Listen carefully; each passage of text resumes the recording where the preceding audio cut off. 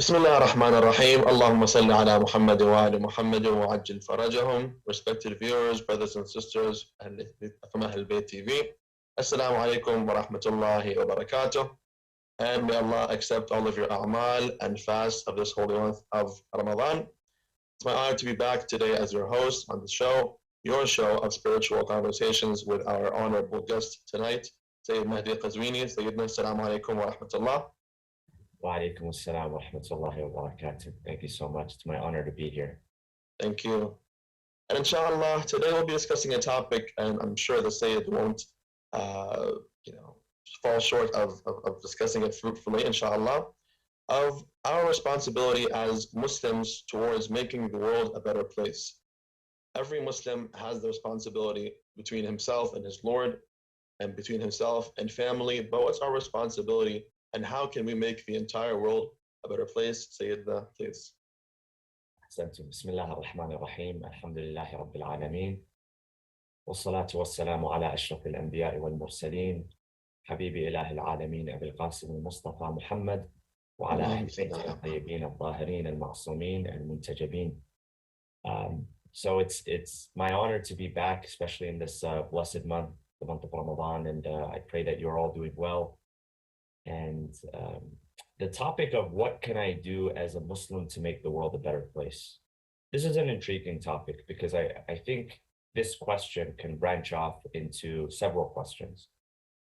I think it begins, the starting point in answering this question is acknowledging that, number one, as human beings, we have responsibilities.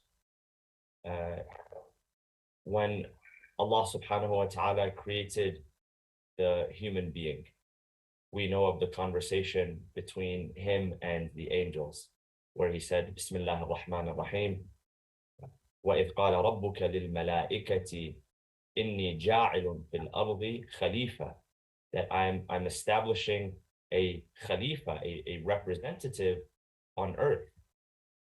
So having that responsibility and acknowledging that responsibility within ourselves is the starting point. The Prophet Muhammad sallallahu alaihi wasallam in one hadith said, "Kullukum ra' wa kullukum mas'ulun an ra'iyatih," that every one of you is a shepherd, and every shepherd is responsible for his or her flock. Meaning that every one of you is an example to be looked up to. You know, you see the example of the shepherd and the flock. The flock, they follow the shepherd wherever he goes, which means that as a human being, you cannot just live a life that is carefree and say, this is not my problem. This is somebody else's problem. So we have to acknowledge responsibility, especially as Muslims, because the Quran, which we believe is the verbatim word of God, points towards that concept. The whole idea of accountability, the whole idea of heaven and hell, the whole idea of an afterlife is built on this underpinning of responsibility and accountability. And so when we look at that question of, as a Muslim, how do I make the world a better place? Making the world a better place is, I think, at the heart of who we are as Muslims. And so this is something that we must take into consideration seriously. And so we can look at this question from a number of angles, from a number of dimensions. Number one is, what is my responsibility towards my Creator? How do I honor my Creator in a way that makes the world a better place? How do I worship my Creator in the way that I was meant to worship Him, not in the way that I want to worship Him? I was asked a question one time at our junior youth camp. So these are between ages 9 to 14. And we were talking about the importance of prayer. And I said, look, they said, why is it that we have to pray in this specific format 5 times a day, and the specific format that we know of? Why can't I just talk to God how I want to? And the reality is you can talk to God how you want to. In fact, there's a hadith that I just mentioned a couple of nights ago. I don't want to misquote it, especially because I'm fasting, and we know how misquoting the dangers of that while fasting. But the hadith was along the lines of the following, that what use is the prayer without reflection? The only use of prayer without reflection is that you're making your limbs and your body tired. You're exhausting your body. It's just a physical activity if your heart is not connected. Whereas if a person is not praying, but their heart is connected to God and they're communicating to God through their heart, that is more beneficial than the person who's just going through the physical motions, but is not actually spiritually connected. So going back to that question, I said, the format of the prayer, if you take the example of just friends communicating with one another, two friends, how do they usually communicate? They might call one another, they might text one another, they might be over Instagram, it might be over Snapchat, whatever it is. That's their method of communication. For some people, it's just WhatsApp. If you text me normal, I'm not going to reply. You got to go to WhatsApp, right? That is the preferred method of communication. There are other methods of communication, but that is the preferred method. Now, say for instance, I said to my friend Hussein one day, I said, Hussein, I don't want us to text anymore. I'm not comfortable with that. I just want you to send me an email every once in a while. Or in fact, just write me a letter. And it'll take a couple of weeks to get from London to Los Angeles, but that's how I like it. That's my preference. That's what I'm comfortable with. Well, you would look at me and say, well, no, that's kind of strange. Why would we change this form of communication that's been working for us? So you can talk to God and communicate with God however you want, but when it comes to the 5 daily prayers, he's telling us, this is my preferred method of communication with my servants. So the question, again, going back and tying this to how do I make the world a better place, is number one, what is my responsibility towards Allah subhanahu wa ta'ala? And God tells us in chapter number 22, Surah Al-Hajj, verse 74, Bismillah ar-Rahman ar-Rahim, وَمَا قَدَرُ اللَّهَ حَقَّ قَدَرِهِ. And this is repeated, this concept is repeated a few times in the Quran, that most people do not value God and do not esteem God in the way that he is truly worthy of being valued and esteemed. We want to worship based on convenience. What is easy for me at the moment? What is convenient for me at the moment? But we have to worship God in the way that he wants to be worshipped. There's one hadith Qudsi that I don't have in front of me, but it comes to mind. And the concept behind this hadith is Allah is saying to the servant that, oh servant, you have not been just with me. Imagine God, who is the creator of this concept of justice, who is the most just. He says to the servants, oh servant, you have not been just with me. That I send you everything that is good. I send you abundant blessings. I don't send you anything of low quality. Everything that I give you is of high quality. And even when I give you a little, there is abundance in that little. We read in the dua of the month of Rajab, Ya man yu'til kathira bil qaleel. Oh, he who gives a lot, even when he gives a little. So going back to that hadith, he says, my servant, I give you abundance. I give you the highest of quality. But what do you return? What do you send back? The deeds that you put forth. What kind of quality? Does the quality measure up to the quality of what I'm giving you? In order for a transaction to be legitimate and just for both parties, what is being offered, what is being shared has to be at least of equal value. If one is greater value than the other, then one person is doing a favor to the other, and the other person has to somehow repay back that favor, right? And so the question is, when it comes to worshiping Allah subhanahu wa ta'ala, how do we repay that favor? Well, in reality, you cannot. In reality, you cannot. In the same way that you cannot repay the debts to your parents, who are human beings. We know that for a fact.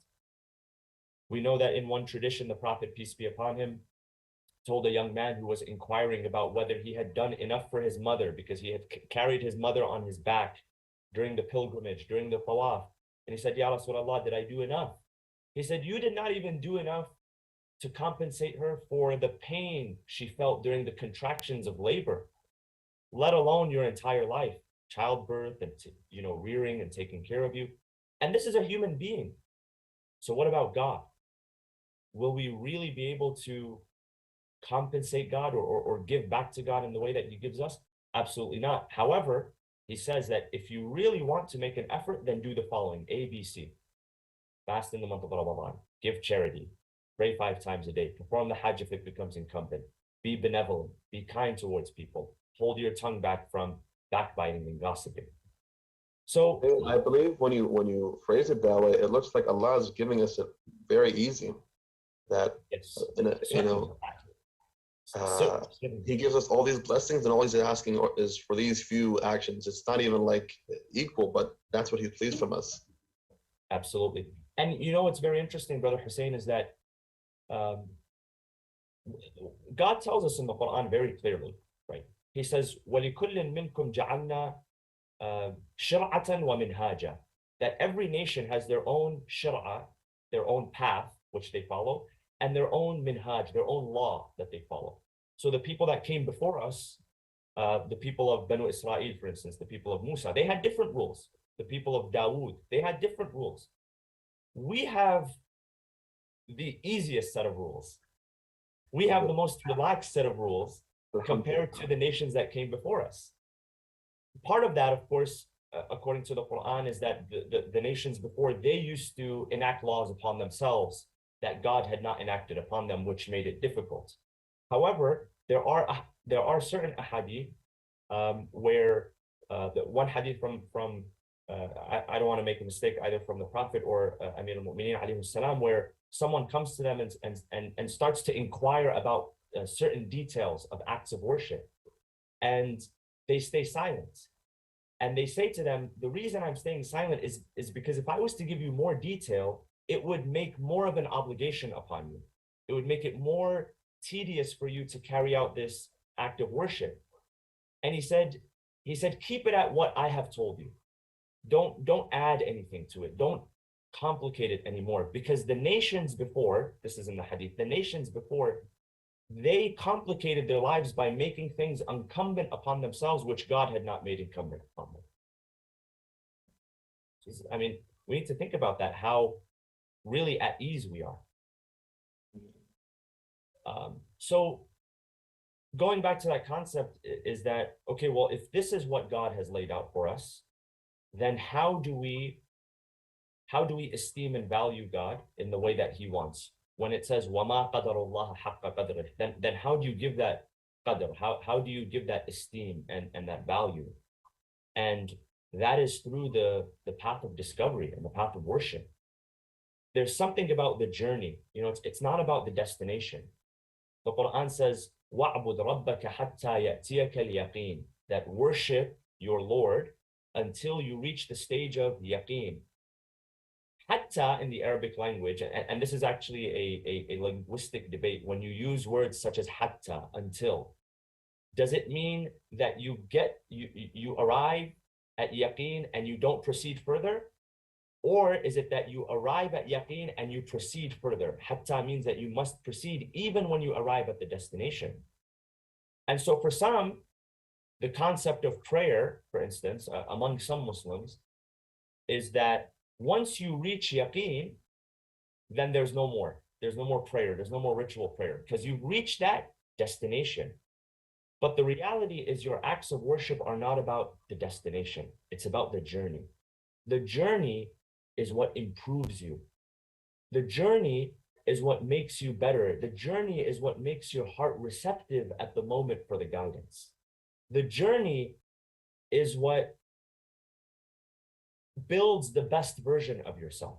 It's not about the destination.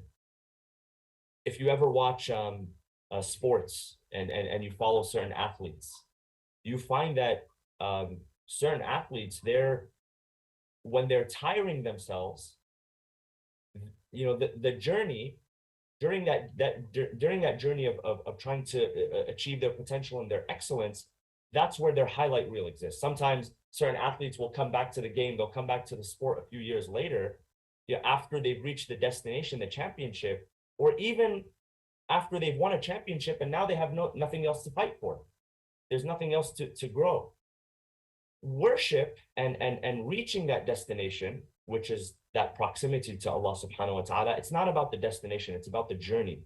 God could have created us as robots and had us follow one path, and there wouldn't have been any struggle, there wouldn't have been any discovery. Don't worry about figuring anything out. And he could have placed us in heaven right away, but he created a dunya. And the dunya is a place of imtihan. It's a place of test. It's a place of trial and tribulation that is meant to bring out the best version of yourself. So this is when it comes to our relationship with Allah subhanahu wa ta'ala, and what is my responsibility towards God. The second area I think we can look at is, what can I do as a Muslim to make the world a better place, is our responsibility towards the planet, this earth that we live on. Sometimes we take for granted the resources around us, especially if we live in privileged countries. You can walk down to the supermarket or the news agent. I think that's what they still call them. I'm not sure. Called news agents, and you can pick up any snack that you want, any fruit, any vegetable, without considering, is this fruit or vegetable in season right now? You go to certain countries in the Middle East, and if the fruit is not in season, it's not available. There's nothing you can do about it. You got to wait till next year for it to be in season again. But we live in lands of opportunity and privilege, where resources are abundant, resources are available to us. And God created this planet for us. According to one hadith, it's a hadith Qudsi, where God says, "Abdi khalaqtu al-alama li-ajlik wa khalaqtuka min ajli." I created this entire world, this entire universe, to be at your service. Banu Adam. وَخَلَقْتُكَ مِنْ أَجْلِي, but I created you for me. And then the hadith continues. It says, do not let what I have created for you, which is this entire world and universe, distract you from whom you were created for, which is myself. God is saying that. So what is our responsibility towards the planet? Verses in the Quran tell us that some of the corruption or some of the devastation that we see happen today is a direct consequence of our deeds, our actions as human beings. ظهر الفساد في البر والبحر بما كسبت أيدي الناس. That people create destruction, people create mayhem, and if you look at the nature of certain natural disasters or other disasters, you find that a lot of them have to do with human error. So the catastrophes that take place. So what is our responsibility towards the land? We learn in the Quran that the Prophet Ibrahim alayhi salam, when he came to Mecca, he made a certain prayer, a certain dua, a supplication that God keeps that land as safe for pilgrims, safe for those who visit. That is, in a way, teaching us that in the same way that we pray for ourselves and our own prosperity and our communities and our and societies and the believers worldwide, we also have to pray for the protection of this earth, the land that we live on. We cannot take it for granted. There is one hadith, it has been narrated that the earth talks to the human being and says, "Oh man, today you are walking on my back, but tomorrow you will be inside my stomach." You're when you can stand on someone's back, you're above them. You've sort of like, you've conquered them if you can stand on someone's back. And the earth says, you can stand on my back, enjoy your time, enjoy your 70, 80, 90 years, but one day you will be in my stomach. I'm waiting for you to be in my stomach. Which shows us that this is the land that we were created from, and this is the land that we will return to, and this is the land that we will be resurrected from. منها خلقناكم وفيها نعيدكم ومنها ننشئكم تارة أخرى. Quran says this, and this is a verse that we recite at funerals when we are pouring the dirt onto the grave. منها خلقناكم, from it we created you. وفيها نعيدكم, and to it you shall return. وَمِنْهَا نُنْشِئُكُمْ تَارَةً أُخْرَى, and from it we will resurrect you after you have been put into it. So how do we treat this earth? How do we make this earth a better place? Number one, and this is the easiest way, is not to be wasteful. And the month of Ramadan helps us come to that reflection and realization. Enjoy your iftar. You know, if you're hungry and you need a lot of food to be satiated, that's fine. There's nothing wrong with that. Of course, there are certain adab and certain etiquette when it comes to eating and consumption. We know from the narrations of the Ahlulbayt alayhim salam, there are certain guidelines. For instance, not to eat until you're full. And we know today, science tells us that the brain takes a while, about 20 minutes to catch up with those signals that help us understand that we're actually full. So most people, they eat beyond their fill because it takes about 20 minutes for the brain to get the signal. But we know about the health benefits of not filling yourself and leaving some room there in terms of, you know, fighting lethargy and whatnot. The Quran also tells us that people who are wasteful, that they are equated with being the brothers of the shaitan. إِنَّ الْمُبَذِّرِينَ كَانُوا إِخْوَانَ الشَّيَاطِينَ. And if you look at the waste that takes place, I remember sharing one time, and this is not about waste, this is more about just consumption and being grateful for having access to all of the resources that we have, clean water. You know, they're talking about the next generation, that one of the issues that's been around for a number of years now, but is growing in concern, is the lack of clean water. There's less and less clean water sources, and less people have access to clean water. And so when you have access to that, you have to be grateful. You have to be thankful for it. لَإِن شَكَرْتُمْ لَأَزِيدَنَّكُمْ. You know, if you are grateful, I will increase. It's not, we don't mention these things so that we feel guilty about ourselves and we start to deprive ourselves and, you know, go live in a cave somewhere. That's not the point of this. The point of this is to create gratitude within ourselves and humility. There was a documentary that I was watching one time a few years ago, and I've probably shared this a few times before, but it was so profound. It was such a eye-opener. And the documentary was about how chocolate is produced in the world, and some of the favorite chocolates that we consume on a regular basis.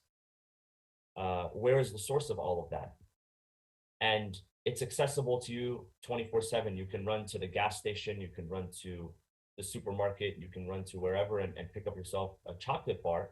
But what is the source of it? So they started to trace the source of it, and they found that for a number of companies, well-known companies, much of the cocoa production comes from small farms in West Africa, and these are family-owned farms. And it starts off as a cocoa pod. You know, so it doesn't, you know, Kit Kat doesn't grow on trees, in case anybody was wondering. There's a long process behind it. But it starts as a cocoa pod, and then it has to go through the process of refinement, and they add sugar to it. And by the time it reaches the, you know, grocery store, it's gone through a lot of refinement and whatnot. But they were talking about how much these farmers get paid. How much do they get compensated for these cocoa pods that they sell, these cocoa beans that they sell? And the fact that the reality is that many of these farmers have their family members working, their children even working there.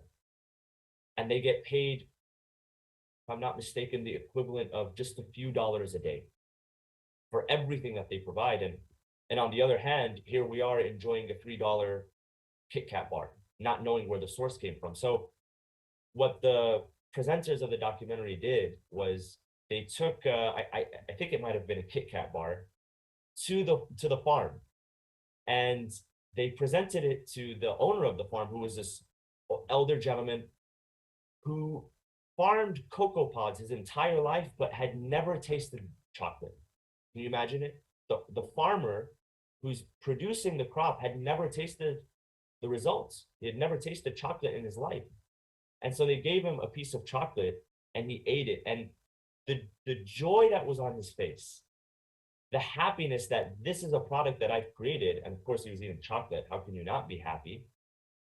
But it struck a chord with me, because you realize that something that is so accessible to you is not even accessible to the person who provided it in the first place. So I'm not saying you have to stop eating chocolate. I'm certainly not going to. But at least be grateful, have humility, and understand that you should not take this for granted. And that it's the people that took the blessings of Allah subhanahu wa ta'ala for granted that were punished and annihilated in the stories of the Quran. People who did not respect the earth. So going back to the original question, I think we asked, what can I do as a Muslim to make the world a better place? Number one is, we said, when it comes to our responsibility towards God and worshiping God in the way that He wants from us, not just the way that we want. And number two, our responsibility towards the planet. Is there anything I'm missing, Brother Hussein? That's about what you said, yes. Okay, excellent. And then I think that the third area that we can talk about is, and the third and fourth areas are actually related to one another, is how can I make the world a better place in terms of my contribution to society, the community that's around me, and also myself. Because if you want to impact society, you have to work on yourself. You have to work on. I mentioned the hadith in the beginning of the Prophet, peace be upon him, where he says, كلكم راع وكلكم مسؤول عن رعيته. Every one of you is a shepherd, and every shepherd is responsible for his flock. So if you want to impact and influence in a positive way, you got to build yourself and you have to work on yourself. You have to add value to yourself before you can add value to others. You have to fill your own cup before you can pour into other people's cup. And we all have a responsibility towards self-improvement and making ourselves better. There is a dua that is taught to us, a very short dua that is taught to us by Amir al-Mu'mineen, salawatullah wa salamu alayhi, and this is found in the hadith section of Nahj al-Balagha. And this dua is only 4 lines. And it's what Imam Ali alayhi salam used to recite when people would praise him. You know, some people would curse him, some people would praise him. Some people would curse him as if, wal-'iyadu billah, he was the worst individual to ever live, because that was the propaganda that was fed to them. And some people praised him as if he was almost God. And Imam Ali alayhi salam, when he used to receive praise, he used to say the following dua, and this is a dua for self-improvement. You know, when people praise you, instinctually we think, oh yeah, I've made it. I am a big deal. You should be praising me. I have done really good. And you get, the ego starts to whisper in, and you become very proud of yourself. Amir al-Mu'mineen would say, and again, I don't want to misquote the exact words, but these are along these words. He would say, Allahumma innaka a'lamu binafsi, Allahumma innaka a'lamu minni binafsi, or Allahumma innaka a'lamu binafsi minni. Oh Allah, you know myself better than I know myself. They're praising me, but you know myself better than I know myself. Wa ana a'lamu binafsi minhum, and I know myself better than they know me. They're praising me right now, but I know who I am on the inside, and I know myself better than anyone else. I see myself from the inside. I see my faults. I see my shortcomings. I see that, whereas other people do not see it, and that's a blessing from Allah subhanahu wa ta'ala. We read in Dua al-Iftitah, we read Alhamdulillah alladhi yujibuni hina unadi وَيَسْتُرُ عَلَيَّ كُلَّ عَوْرَةٍ وَأَنَا أَحْصِيهِ. Praise be to God, the one that answers me when I call upon him, and the one that veils me and protects me as I'm in the process of disobeying him. As I'm disobeying him, God is protecting me. He's putting a veil around me. So I know myself better than they know me. And then this is the part of the dua that has to do with self-improvement. Allahumma ja'alni khayran mimma yahunnun. Oh Allah, make me better than what they believe about me. As good as they think I am, make me better than what they believe about me. Because it's dangerous for me to read my own press clippings. It's dangerous for me to believe the hype. It's dangerous for me to say, yeah, I have done good and I am worthy of praise and people should look up to me. Because what happens when we do that? That's it. We Number one, don't that's look for arrogance. improvement. Yeah. Absolutely. Number one, it's arrogance, and arrogance is of the shaitan. And number two, the practical danger behind that is when we take on that attitude, we stop working on ourselves. And when you stop working on yourself, it's like the example of the athlete that stops practicing. You know, the best athletes in the world, they're the ones that are practicing more than anyone else, more than their teammates. Basketball, I don't know if any basketball fans are viewing this, but one of the greatest basketball players ever was Kobe Bryant, right? Undisputed. And Kobe Bryant had a work ethic like no other. When his team would practice 3 times a day, he would practice 5 times a day. If his team was practicing at 5 a.m., he would show up at 3 a.m. If his team's last practice was at 7 a.m., his last practice was at, 7 p.m., his last practice was at 9 p.m. And that's how he was the greatest. He said even on the off season, because these, they're players, even on, within the same team and different teams, they're friends, right? On the off season, they travel and they spend their money and they go travel overseas. And he said, I told all of my colleagues, even on the off season, don't invite me on these trips. I'm not interested. I'll go with you once I've retired. But even on the off season, I'm working on myself. So it's this process of, I need to work on myself, not because it just makes me feel good. It feels good to grow and develop. But I have a responsibility towards growing myself because I have a responsibility to adding value towards others. And I cannot afford not to improve while others around me improve. Because if I'm not improving while others are growing and improving, then how can I serve them? How can I even be relevant to them? So I need to grow. And this is why Amir al-Mu'mineen says, Allahumma ja'alni khayran mimma yadunnun. As great as an individual, imagine, as great as an individual that Amir al-Mu'mineen was, as stellar, as impeccable as he was, he would say, oh Allah, allow me through your grace to become an even better person, better than what they believe about me. وَاغْفِرْ لِي مَا لَا يَعْلَمُونَ. And forgive me what they do not know about me. The things that I know about myself that they don't know about me. That if they knew about me, they probably wouldn't praise me as much. In fact, they might not praise me at all. In fact, they might start cursing me and talking behind my back if they knew who I really was on the inside. So it's a wonderful dua. Such a wonderful dua taught to us by our master, Amir al-Mu'mineen, that, oh Allah, as much good as I have within myself, make me a better person, because if I want to make the world a better place, I have to become a better person first. I cannot expect the world to change and become better and to improve if I'm not willing to at least contribute. If I'm not willing to at least improve myself, I am 1 out of 8 billion people. If you make the improvement for yourself, you've made 1 out of 8 billion, which is progress. So this is a cliche, and a lot of people say this, but it really does begin, it starts with the way that you believe. How do you think? How do you see yourself? Improvement and contribution to the world begins primarily with, how do you see yourself? Do you see yourself as a person of value? Do you see yourself as a person with gifts to contribute to the world? And many of us, brothers and sisters, many of us, we have unopened gifts that reside within us. We really do. And God says that we shall show them the signs within themselves and within the horizons.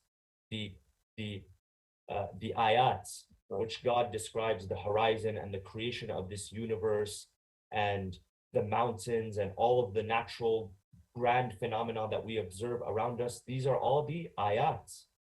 There are material ayats and non-material ayats. And God says that there are ayats that exist within the human being, signs that exist within the human being that are just as great as anything that's great that you observe in the solar system and in this universe. But a lot of them are unopened. I'll tell you a story I heard one time. A speaker who regularly speaks to tens of thousands of people on a weekly basis. One day he was telling the story. He says that I was amongst the crowd and I was, shaking hands and greeting people. And a man came up to me who had been listening to my talks for many years. And he handed me a box, a present. And I assumed that because I don't really know the man, that maybe this is just, some random present. Maybe it's a card. Maybe it's something that doesn't really have a whole lot of value, whatever. He says, I went back to my office and I just tossed it in my drawer in my desk. He says, one day, I opened my drawer. I found it there. I opened it up and I saw this beautiful watch. I didn't expect it. And I looked online, I looked up the model number. I looked up the watch, and this is a really expensive watch, thousands of dollars that a man had given me. And he said, it remained unopened, and I didn't know the value until I actually looked into the value. If I did not actually look into it, it would not decrease from the value of the watch just because I did not open it. That's the moral of the story. Just because a gift is not open does not decrease from the value of it. In fact, the value retains more if you unopen it for a gift, right? But for your own gifts, your knowledge, which according to the hadith and Amir al-Mu'mineen says to Kumayl ibn Ziyad, al-ilmu khayrun min al-mal. Knowledge is greater than money because it's the one thing that money, if you spend it, it decreases. Knowledge, if you spend it, it increases. So the knowledge and the wisdom that you have within, when you spend it, it increases, it does not decrease. But you have to look within in order to assess what kind of positive contribution and what kind of value can I add to the world. You have to work on yourself. You have to look within. And one of the things I tell people is, if you're not finding fulfillment and if you're not figuring out what your true talents and gifts are, one of the adjustments that you might have to make is your association and the people that you hang out with. If you're hanging around people who are not interested in contributing to the world, what do you think is going to happen? They rub off on you. The same mentality. I'm sure, Brother Hussein, you've seen young people who have a lot of potential, but because of the association that they keep, it puts a lid on that potential, right? So to change your association, once you change your association, you start to see the potential within yourself. If you get around people who are contributors, slowly you will start to become a contributor. In the same way that, any habit is built really through association. One of the greatest builders of habits is association. How do people start smoking? Because they're hanging out with people who are smoking. How do people become proficient in something? Is because they're hanging around and they're spending time with and they're studying people who are proficient at that thing that they're trying to improve in. So it starts with you. It starts with how you perceive yourself.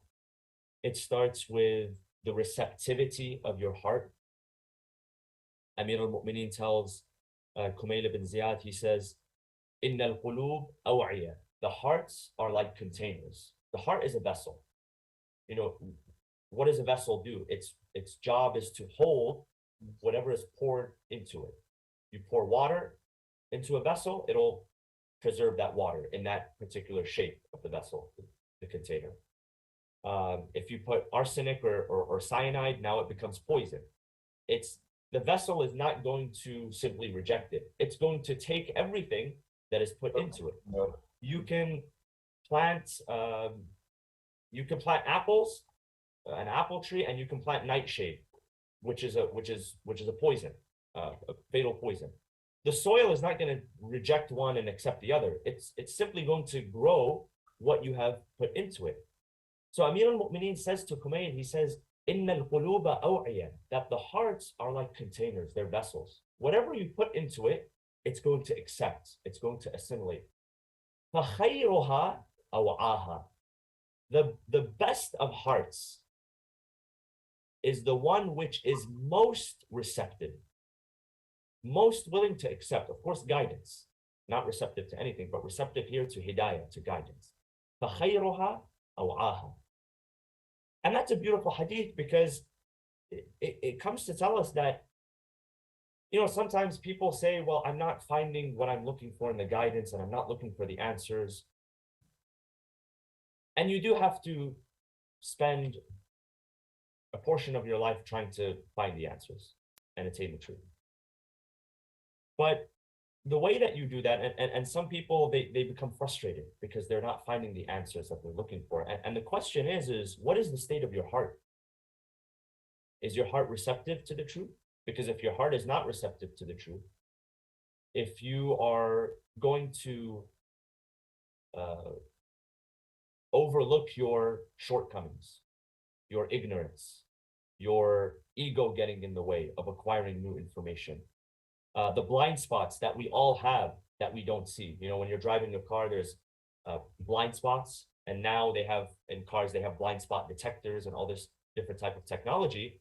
But the law is, I don't know the law in England, but I know in the United States, even with this, all this brand new technology, the law is when you turn on your blinker to change the lane, you still have to look over your shoulder because it's a blind spot. It's a part that the mirror cannot see. And intellectually and emotionally speaking and spiritually speaking, we all have blind spots.